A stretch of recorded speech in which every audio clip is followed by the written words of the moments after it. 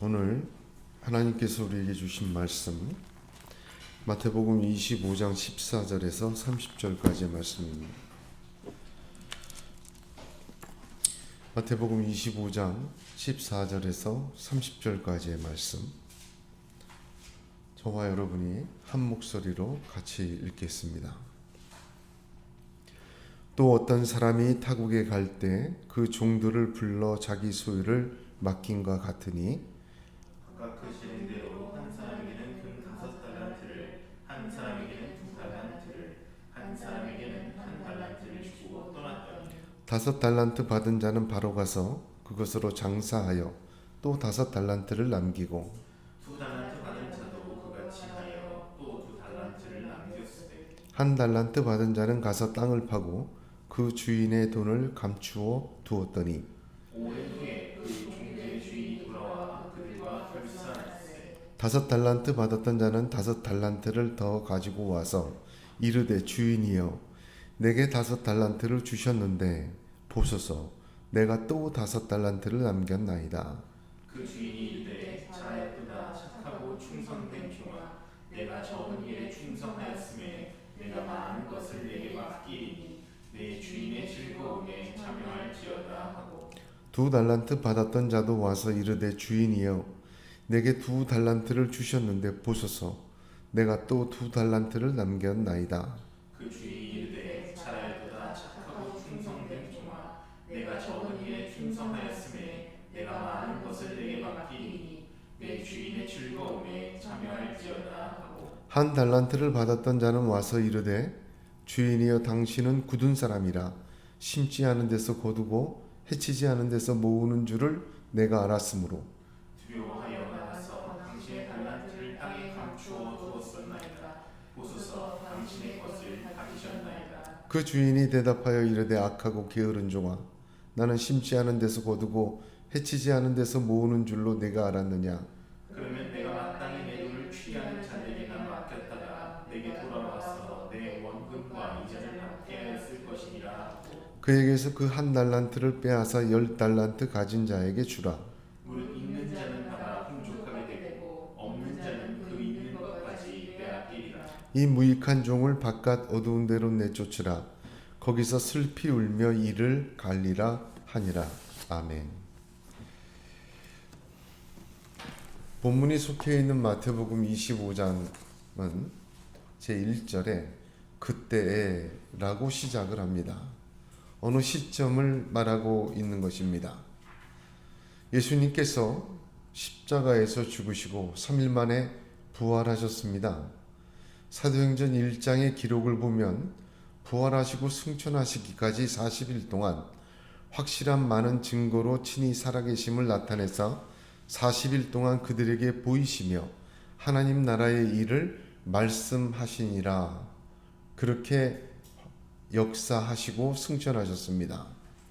그리고 승천하실 때 천사들이 두 천사가 그 승천하는 모습을 보고 있는 사람들에게 너희 가운데서 하늘로 올려주신 이 예수는 하늘로 가심을 본 그대로 오시리라. 그렇게 이야기해 주었습니다. 바로 하늘로 올라가신 그 주님이 부활하셔서 40일 동안 하나님 나라의 일과 친히 살아계심을 증거하시고 승천하신 모습 그대로 승천하시고 다시 오실 때 바로 그때를 말하고 있는 것입니다. 25장 전체에는 세 가지의 비유로 주님 다시 오실 때 올라가신 모습 그대로 다시 오실 때 천국에 대하여 세 가지 비유를 저희들에게 가르쳐주고 있습니다. 첫 번째는 열 처녀의 비유이고 두 번째는 달란트의 비유이며 세 번째는 양과 염소의 비유입니다. 주님 다시 오실 때 주님 이 땅에 오심으로 시작된 하나님 나라가 주님 다시 오심으로 완성될 때 하나님의 나라는 특징이 구분입니다. 나누는 것입니다. 미련하고 지혜로운 다섯 처녀의 구분이 있고 착하고 충성된 종과 악하고 게으른 종의 구분이 있으며 양과 염소의 구분이 있습니다. 이 말씀을 주신 이유는 이 구별이 있다는 말씀은 저와 여러분에게 심판의 경고보단 은혜의 초대가 되는 하나님의 축복이 되시기를 주의 이름으로 축복합니다. 비록 이 경고하심들 속에 찔림이 있고 또한 우리에게 어떤 상함이 있고 아픔이 있다고 해도 여러분 기억하십시오. 아직 낮입니다. 일할 수 있는 때입니다. 하나님은 나중된 자를 먼저 되게 하신다고 하셨습니다. 그러므로 경고하심의 아픔조차 지금 아직 낮에 있는 저와 여러분에게는 은혜의 기회입니다. 종일토록 놀고 서 있는 자였지만 1시간 일하여도 제일 먼저 한 데나리온을 주시려는 하나님의 기회이며 축복임을 믿으시길 바랍니다. 생각지 않을 때 주가 임하신다. 그렇게 말씀하셨습니다. 그러므로 깨어있는 지혜로운 다섯 처녀, 착하고 충성된 종, 지극히 작은 자를 섬긴 양과 같은 사람들이 다 되시기를 바랍니다. 25장에 있는 이 세 가지의 비유를 한 단어로 압축해서 말하면 주님 다시 오실 때까지 깨어 준비하는 성도가 되십시오. 충성 다하는 성도가 되십시오. 섬기는 성도가 되시기 바랍니다. 준비하세요. 충성하세요. 섬기세요.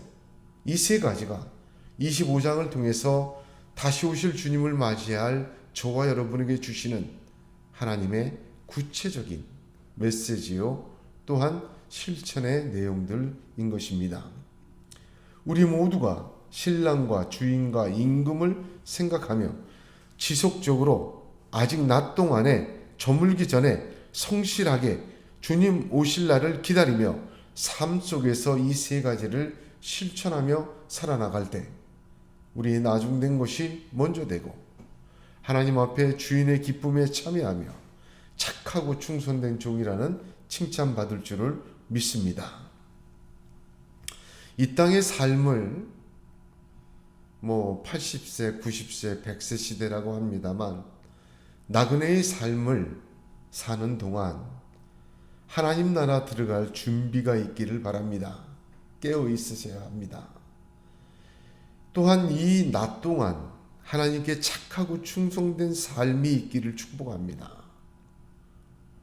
그 시간, 그 기회 동안 주의 이름으로 지극히 작은 자 하나하나를 내게 허락한 작은 자들을 섬길 수 있는, 그래서 하나님께 영광을 돌리는 그런 믿음과 은혜가 있기를 주님의 이름으로 축복합니다.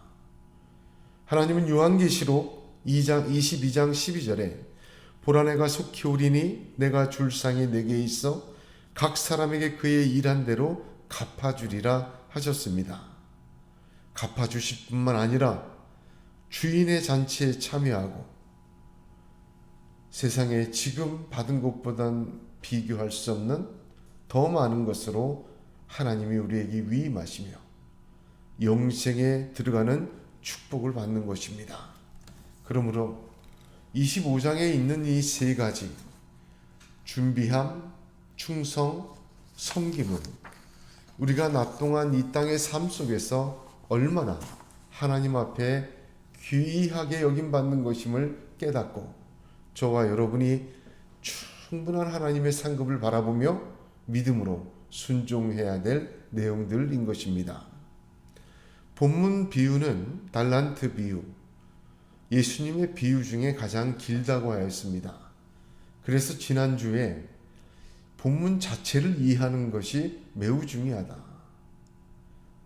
주님이 말씀하신 내용 자체를 깊이 제대로 바로 이해하는 것이 중요하다고 저와 여러분이 그 말씀을 하나하나 살펴보았습니다. 그리고 한 주 동안 묵상하며 그 말씀이 저와 여러분에게 말씀 자체로 어떤 역사를 하는지 각자 묵상하며 한 주를 보내기로 하였습니다. 큰 은혜 주셨을 줄로 믿습니다. 주인이 종들에게 타국에 갈 때 맡긴 것은 5, 2, 1 달란트였습니다. 이 달란트는 지난주에도 말씀드린 것처럼 종으로서는 절대로 가질 수 없는, 평생 어떤 짓을 해도 누릴 수 없는 엄청난 가치라고 말씀드렸습니다. 부유한 주인이 맡길 때에만 맡을 수 있는 금액과 가치입니다. 그러나 주인이 다시 와서 결산할 때 칭찬받은 두 종에게 2가지, 적은 것에 충성하였으니 많은 것을 내게 맡긴다고 하였고, 또 하나는 주인의 즐거움에 참여하라는 축복을 주셨습니다. 종으로서는 가질 수 없는 부하를 맡겨서 충성했더니 종이 아니라 누릴 수 없는 축복과 잠시 맡겨두었던 것과는 비교할 수 없는 놀라운 것, 보화들로 채워주시고 완전히 주신다는 말입니다. 얼마나 감당 못할 축복입니까? 이 얼마나 놀라운 은혜입니까? 이것은 저와 여러분을 위해 예비되어 있는 것입니다. 이 땅에서, 그림자와 같은 이 땅에서 준비하며 사십시오. 충성하며 사십시오. 섬기며 사십시오. 하나님께서는 우리가 상상조차 할 수 없는 보화와 기쁨과 은혜를 예비하고 계십니다.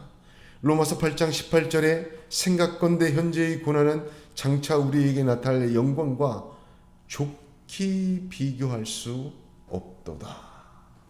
사도 바울은 그렇게 고백하였습니다. 오늘 본문에서 반복되고 있는 중요한 것은 충성입니다.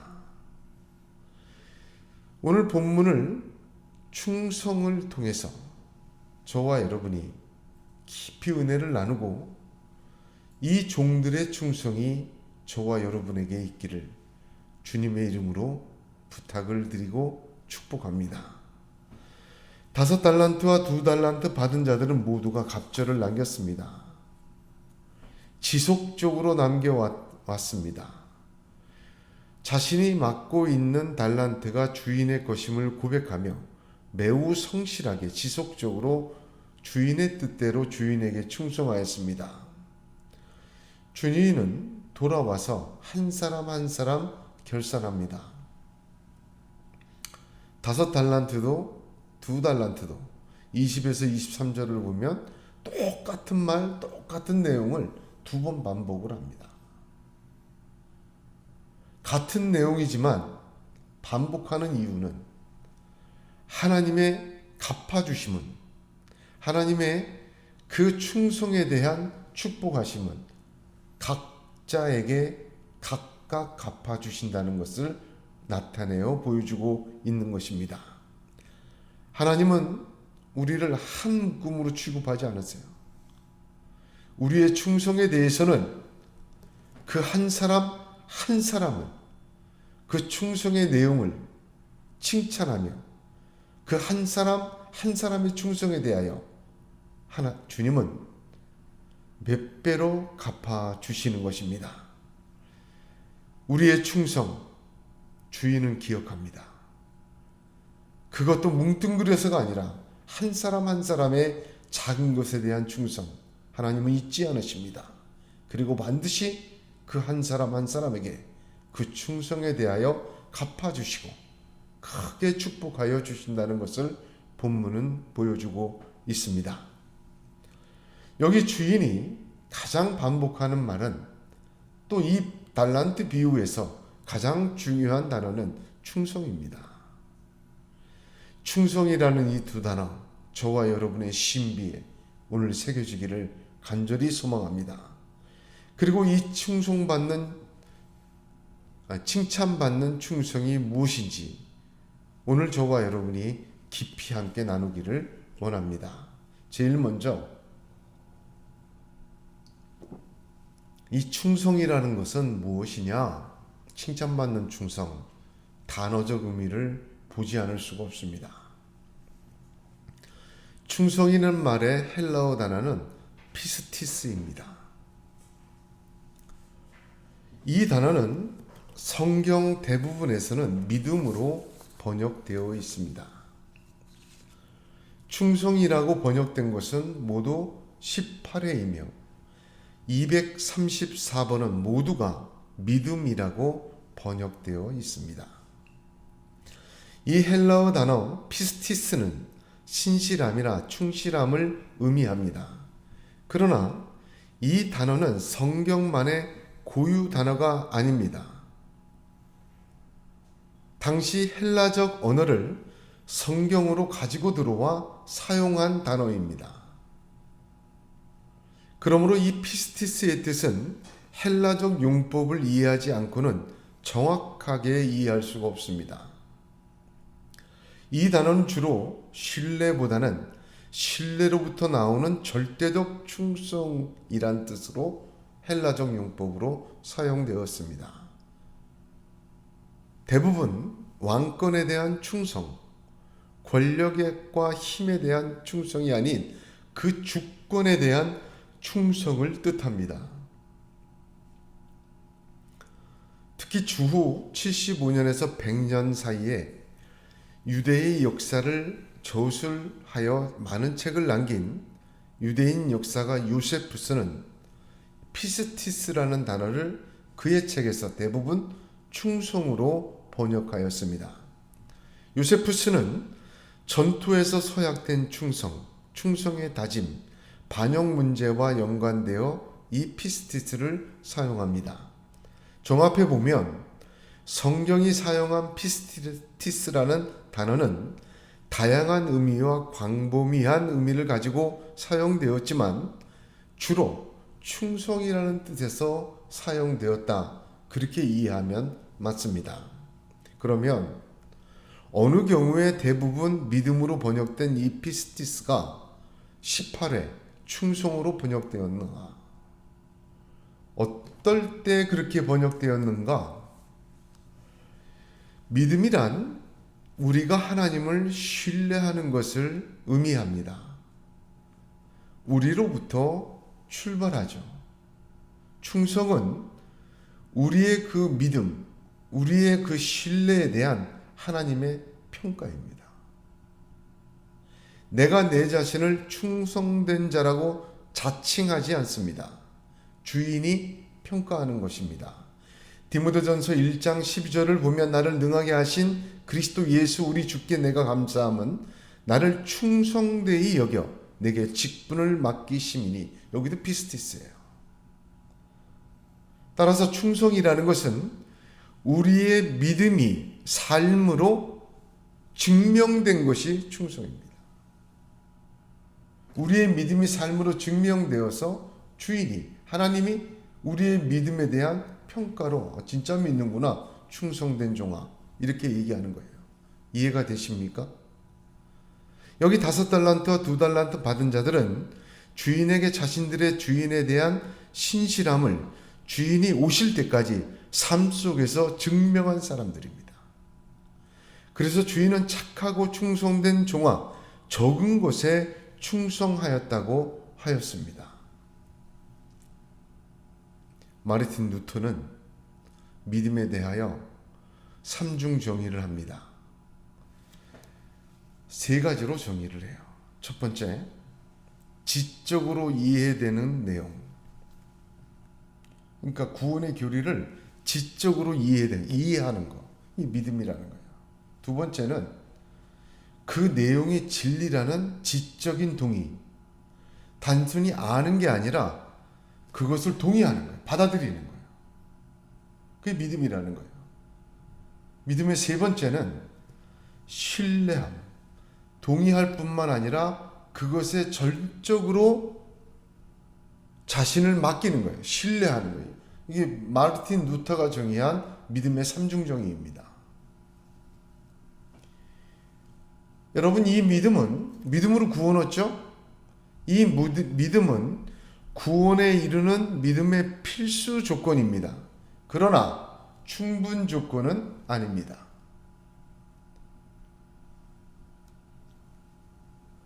이 믿음은 성도들의 삶 속에서 증명되어야 해요.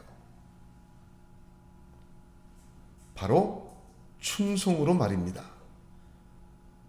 그것이 주님께서 말씀하시는 다시 오실 때 구분하실 중요한 세 가지 중 하나입니다. 충성이라는 것은 복음이 진리라는 정신적인 확신, 입으로 고백되는 충성, 그 뜻대로 순종하는 실천된 충성이 있어야 합니다. 믿음도 똑같습니다. 정신과 마음으로 확신이 들어요. 동의를 해요. 그것으로 끝나면 안 돼요. 공개적으로 입으로 시인해야 돼요. 고백되는 충성이 있어야 돼요. 그것으로 끝나지 않아요. 그 뜻대로 순종하며 사는 확인된 충성이 있어야 돼요. 확인된 믿음, 실천되는 충성이 있어야 된다는 말입니다. 로마서 10장 9절에서 10절에 내가 만일 내 입으로 예수를 주로 시인하며 또 하나님께서 그를 죽은 자 가운데서 살리신 것을 내 마음에 믿으면 구원을 받으리라. 사람이 마음으로 믿어 의에 이르고 입으로 시인하여 구원에 이르느니라 하였습니다. 놀랍게도 오늘 저와 여러분이 생각해야 될 것은 무언가 우리 삶의 실천, 즉 낮 동안의 우리 삶의 행위를 강조하고 있다는 말입니다. 오직 의인은 믿음으로 말미암아 살리라 했어요. 이 말은 오직 의인은 충성으로 말미암아 살리라와 같은 말입니다. 제가 로마서 강의할 때 이 부분 여러 번 했죠? 오직 의인은 믿음으로 말미암아 살리라 할 때 이 믿음은 누구의 믿음이냐? 나의 믿음이냐? 예수의 믿음이냐? 뭐라고 말씀드렸어요? 기억나십니까? 예수 그리스도의 믿음이에요. 다른 말로 표현하면 같은 뜻인데 오직 의인은 예수의 충성으로 말미암아 살리라 이렇게 번역할 수 있습니다. 제가 로마서와 갈라디아서 강해를 하면서 여러 번 믿음에 대하여 말씀드렸습니다. 우리의 믿음이 아니라 주님의 믿음, 즉 우리의 충성이 아니라 이미 주님의 십자가에서 죽기까지 충성했기 때문에 우리가 구원을 얻은 것이다. 우리는 오직 그 주님의 충성을 신뢰하고 참여하고 받아들임으로 우리의 믿음을 생각해야 한다고 말씀드렸습니다. 갈라디아서 강의할 때 2장 26절 2장 강의할 때 로마서 4장 6장 10장 강의할 때 여러 번 거기서 말하는 믿음이 내 믿음이냐 그리스도의 믿음이냐 여러 번 구별해서 말씀드렸어요. 이것을 충성이란 단어로 바꿔주면 확 풀립니다.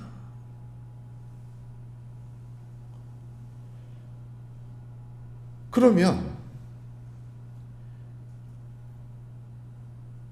예수님이 충성에 참여하고 충성을 따라가고 충성을 본받고 그것이 우리의 믿음의 증명인데 여기에는 매우 중요한 두 가지 문제 말하지 않고 넘어갈 수가 없어요.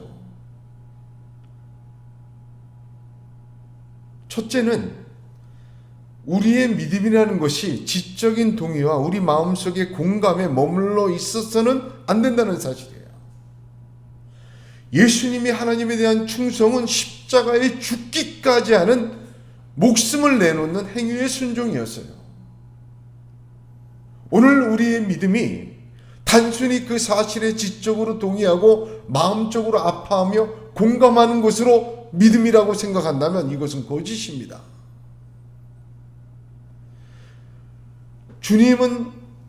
하나님은 그 주님과 함께 우리를 십자가에 같이 못 박았다고 했어요. 로마서 6장에. 그러므로 주님의 충성은 단순한 사실과 받아들이고 공감하는 진리로만 머물러서는 안 돼요. 왜? 하나님이 그 행위적 순종에 우리를 같이 못 박아 놓으셨기 때문에. 그 충성에 우리가 함께 참여하도록 세워놓으셨기 때문에. 디트리 본헤퍼, 요즘 본헤퍼를 인용한 미친 자에게 운전대를 맡길 수 없다, 모 목사님의 말 때문에 이 사람 유명해졌지만, 디트리 본헤퍼는 굉장한 신학자입니다. 디트리 본헤퍼는 아주 중요한 말을 한 게 있어요. 값싼 은혜.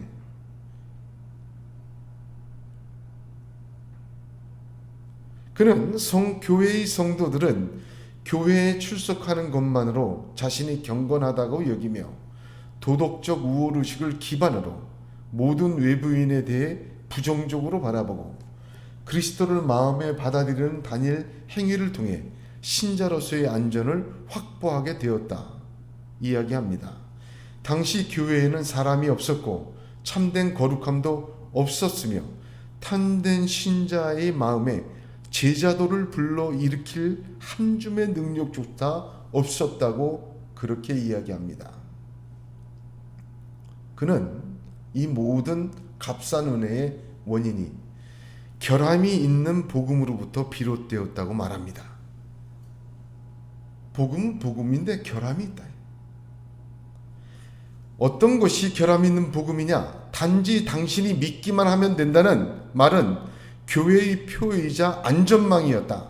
안전과 확신에 집착하는 미국 복음주의는 이걸 더욱 받아들여서 복음을 강조하면서 피상적인 것만을 말합니다. 그들은 복음과 믿음에 대한 정의와 강조는 단순히 천국행 티켓 정도로 전락시켜버렸어요. 이게 미국식 복음주의입니다. 이것을 디트리 본헤퍼는 결함이 있는 복음이라고 말했고 값싼 은혜로 표현하였습니다. 은혜라는 것 역시 모든 것을 받을 자격이 없는 자에게 베푸시는 하나님의 무조건적인 자비를 말합니다. 그러나 여기에 머무르면 값싼 은혜에 속해져요. 은혜라는 것은요, 반드시 수반되는 응답이 있습니다. 내가 은혜 받았다는 것은, 그죠? 은혜를 받았다, 내가 믿었다는 것은 은혜 받으면 증명이 돼야 돼요. 믿음처럼. 왜? 값비싼 은혜를 거저 받았는데 어떻게 반응이 없을 수가 있겠습니까? 당연한 겁니다 하고 받아먹습니까? 은혜를 받은 자의 당연한 반응은 무엇입니까? 감사와 충성과 찬양, 이런 것들 아닙니까? 하나님께서 베푸시는 그 놀라운 사랑을 당연한 듯이 받아들이는 것이 구원받은 성도들의 당연한 태도는 아닙니다. 이것은 가짜 은혜예요. 누가복음 17장에 10 문둥병자 치유 사건이 있습니다. 그중 한 사람만이 주님에게 돌아와 감사하였는데 사마리아인이었어요. 그때 예수님이 이렇게 얘기하십니다. 예수께서 대답하여 가라사대 10사람이 다 깨끗함을 받지 아니하였느냐? 그 9은 어디 있느냐? 이 이방인 외에는 하나님께 영광을 돌리러 온 자가 없느냐 하시고 그에게 이르시되 일어나 가라. 네 믿음이 너를 구원하였느니라 하시더라. 네 믿음이 너를 구원하였다고 했어요. 그 믿음이 뭐예요? 충성이에요.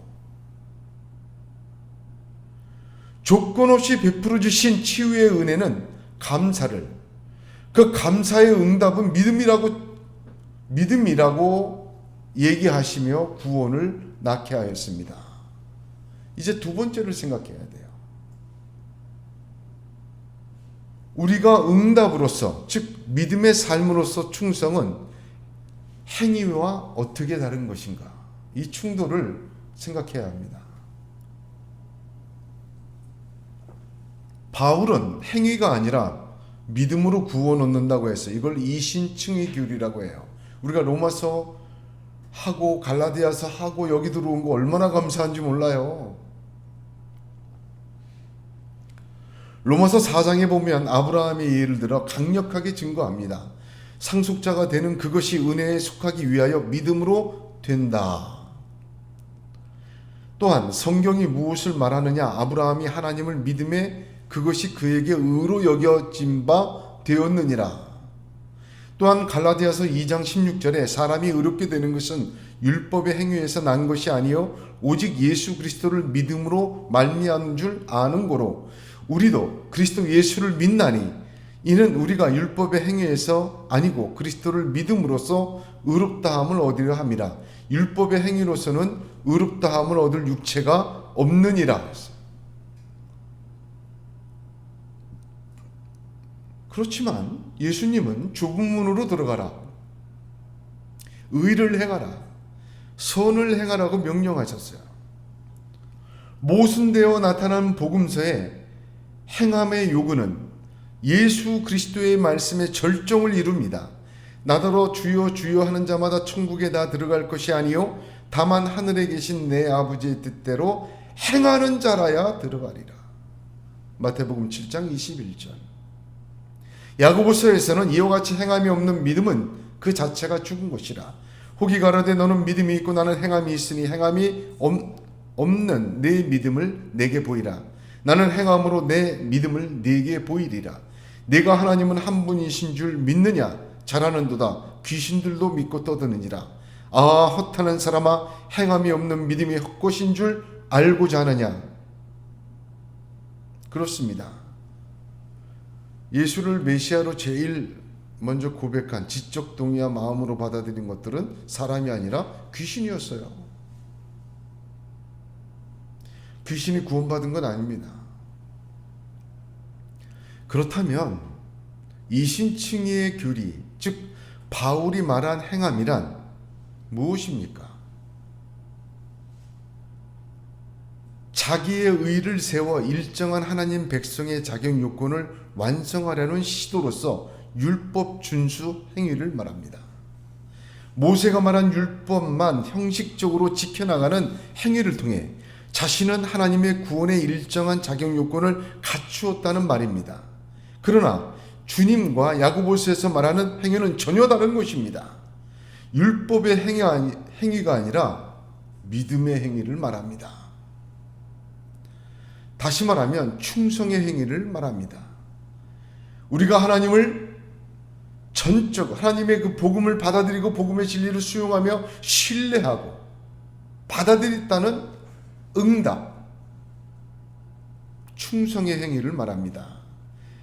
믿음이 충성으로 증명되고 나타나는 것입니다. 내가 나 자신의 의를 쌓는 것이 아니라 조건 없이 베푸신 은혜에 대한 응답이며 자신이 믿는다 하는 그 믿음의 증거라는 말입니다. 구분돼야 돼요. 오늘 본문은 아주 구체적으로 우선 무엇에 충성해야 하는가를 말해주고 있습니다.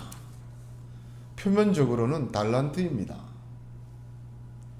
본문의 달란트는 금이며 주인의 소유며 종으로는 가질 수 없는 엄청난 가치요, 맡겨진 것이 달란트입니다. 그렇다면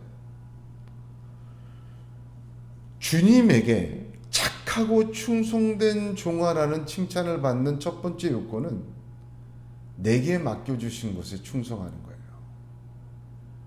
이게 굉장히 중요한 말입니다. 이게 쉽지 않아요. 내게 맡겨주지 않은 것에 눈 돌리지 말아야 합니다. 내게 맡겨주신 것이 하나이든 둘이든 다섯이든 중요하지 않아요. 이것은 내가 절대로 얻을 수 없는 가치요 주인의 것이라는 것을 분명히 인지하고 내게 주신 것에 충성해야 돼요. 그래서 시편 131편은 여호와여 내 마음이 교만치 아니하고 내 눈이 높지 아니하며 내가 큰 일과 미치지 못할 기이한 일을 힘쓰지 아니하나이다. 실로 내가 내 심령으로 고요하고 평온케 하기를 젖된 아이가 그 어미 품에 있음 같게 하였나니 내 중심이 젖된 아이와 같도다. 이스라엘아 지금부터 영원까지 여호와를 바랄지어다 합니다. 이 젖된 아이와 같은 자가 천국에 합당한 어린아이입니다. 그러므로 종으로서는 절대 가질 수 없는 주인의 소유인 보화는 무엇을 말합니까? 달란트가 뭐예요? 뭘 비유합니까? 육적인 것이 아니라 영적인 거예요.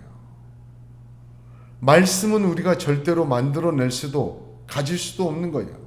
찬양도 마찬가지입니다. 기도도 마찬가지예요. 수없는 계시와 은혜와 은사와 축복들도 마찬가지입니다.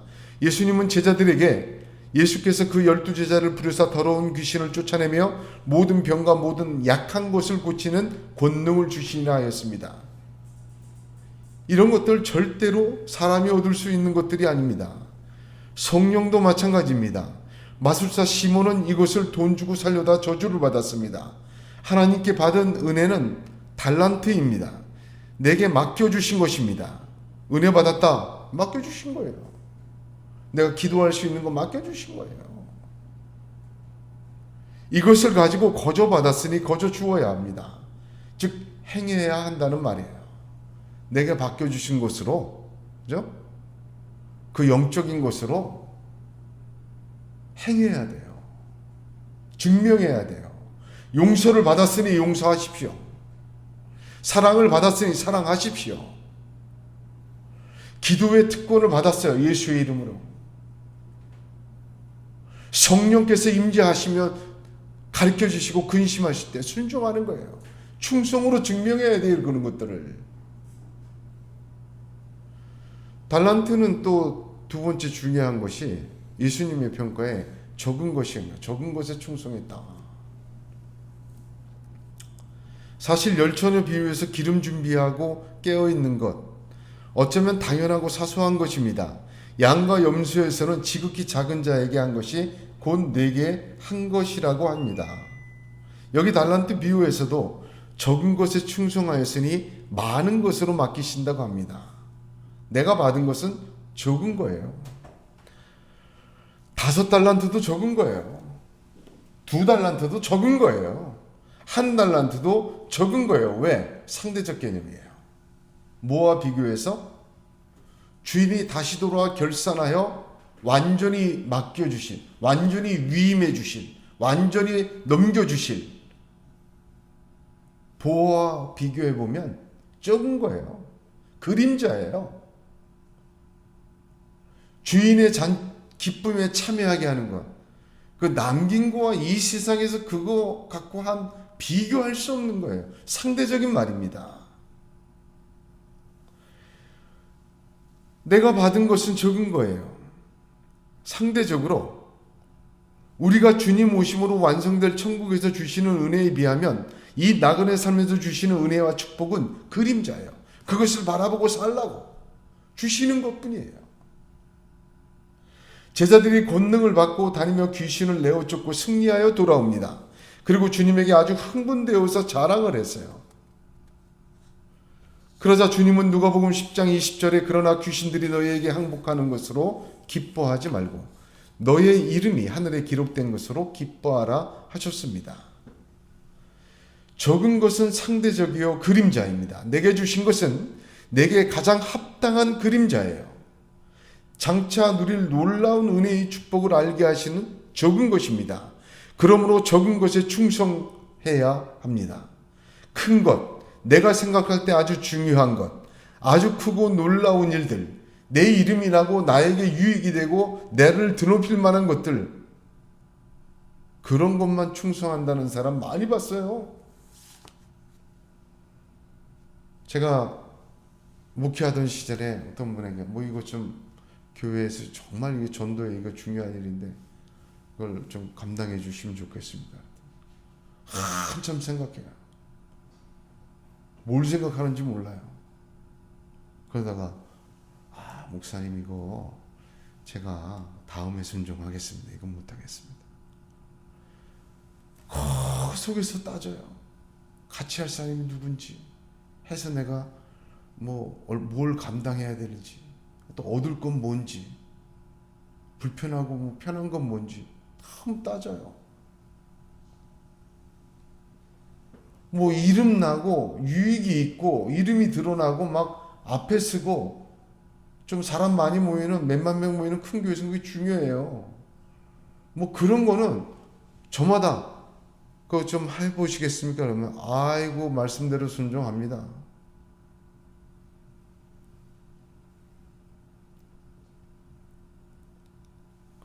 내가 생각할 때 아주 중요한 것, 내가 생각할 때 큰 것, 내가 생각할 때 크고 나에게 영향을 미치는 것만 순종하는 거, 골라서 순종하는 거, 이거 불충성이에요. 하나님께서 내게 주신 적은 것들을 생각해 보시기 바랍니다. 내 힘으로는 절대 얻을 수 없는 주님의 것을 맡기신 거예요. 더 큰 것을 주시기 위해 가장 내가 바랄 수 있는 그림자로 주신 것입니다. 그 하나하나에 충성하시길 바랍니다. 즉 믿음을 증명해 보이십시오. 주님이 나를 위해서 십자가에서 죽으셨습니까? 그 사랑과 용서를 받았습니까? 사랑하고 용서하십시오. 주님은 우리가 아직 죄인 되었을 때 우리를 위하여 죽으심으로 우리에 대한 자기의 사랑을 확증하셨습니다. 우리도 우리의 믿음을 확증해야 합니다. 적은 것에 충성하시기 바랍니다. 충성이란 갈라디아서 5장 22절을 보면 성령의 9가지 열매 중에 제 7번째 열매가 충성입니다. 오늘 본문의 비유를 보면 종들의 충성이 있기 전에 주인의 맡김이 있었음을 잊어서는 안 됩니다. 종들에게는 과분하고 종들에게는 절대로 맡겨질 수 없는 그것을 믿고 맡기신 분이 있었기에 그들의 충성이 있을 수 있고 존재할 수 있었음을 먼저 기억해야 합니다. 주인이 종들에 대한 신뢰와 충성이 먼저 있었기에 그 종들이 주인에게 충성할 기회를 얻었다는 것을 잊어서는 안 됩니다. 그래서 예수의 믿음, 예수의 충성에 우리가 참여하는 거예요. 자기를 믿고 그 많은 것을 맡겨주신 것을 돌아보면 그 사람이 충성한 게 충성입니까? 그 주인의 신뢰에 보답한 겁니까? 따라한 것뿐이지. 이 성령의 9가지 열매는 열매 중에 이 7번째 열매, 9가지 열매는 성령 충만하면 저절로 맺혀지는 열매라고 생각하기 쉬워요. 성령의 9가지 열매니까 우리와 상관이 없는 걸로 생각하기 쉽다는 말입니다. 그러나 갈라디아서 5장 16절부터 22절까지가 한 묶음인데 성령의 열매를 얘기하고 육체의 열매를 얘기합니다. 그때 갈라디아서 5장 16절은 이렇게 시작해요. 내가 이르노니 너희는 성령을 따라 행하라. 이렇게 시작해요. 그리고 육체를 따라 행하고 육체의 열매는 현저하다 이런 것이고 성령의 열매는 9가지 이런 것이라고 얘기해요. 무슨 말입니까? 육체를 따라 행하면 육체의 열매를 맺어요. 그러나 성령을 따라 행하면 내가 아닌 성령께서 나를 통해 자신의 열매를 맺는 거예요. 절대적으로 중요한 건 성령에 대한 충성적 행위가 있어야 돼요. 가지가 줄기에 붙어 있는 것이에요. 여기에 성령을 따라 행함이 있고 우리는 단지 그를 따라 순종하고 충성하는 것뿐이에요. 그 우리의 신실한 충성이 열매로서 충성을 맺게 합니다. 열매로서의 충성은 하나님의 속성들 중에 하나, 즉 하나님의 신실하심을 말해요. 다시 말하면 우리가 여기서 충성한다는 것, 우리의 믿음을 확증한다는 것, 우리의 믿음을 증명해낸다는 것은 자기의 능력이 아니에요. 무슨 말인지 알겠죠? 성령을 따라 그저 순종하는 거예요. 먼저 하나님이 우리에 대하여 충성하셨기에 그 충성의 열매를 우리가 맺기 위하여 주님의 충성에 참여하는 거예요. 착각하면 안 돼요. 내 힘과 능력으로 종의 힘과 능력으로 충성할 수 있었던 것 아닙니다. 은혜를 말하면서 충성을 말하지 않는다면 이 반쪽짜리 믿음입니다. 믿음을 신뢰라고 말하면서 증명되지 않는다면 소리나지 않는 종이 되고 마는 것입니다. 어쩌면 우리는 충성이라는 이 응답을, 이 증명을 맡겨주신 것에 대한 이 증명을 소홀히 하는 경우도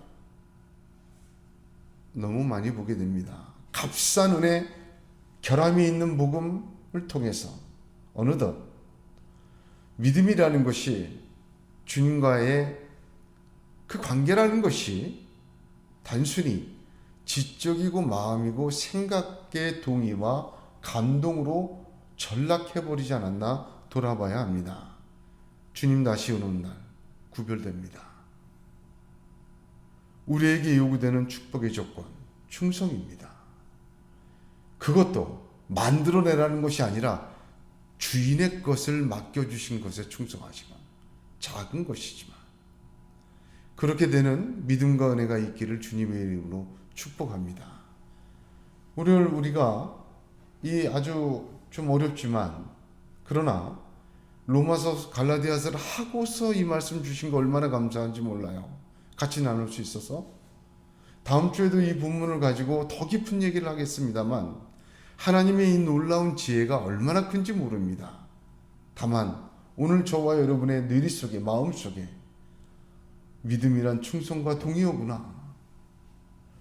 아, 주님 주신 것으로 내 믿음이 거짓이 아니고, 내 믿음이 값싸구려가 아니고, 내 믿음이 결함 있는 것이 아니라 온전한 하나님의 것임을 나타낼 수 있는 기회를 주신 거구나. 그런 마음으로 충성이라는 단어가 비교할 수 없는 하나님의 은혜와 역사의 그림자구나.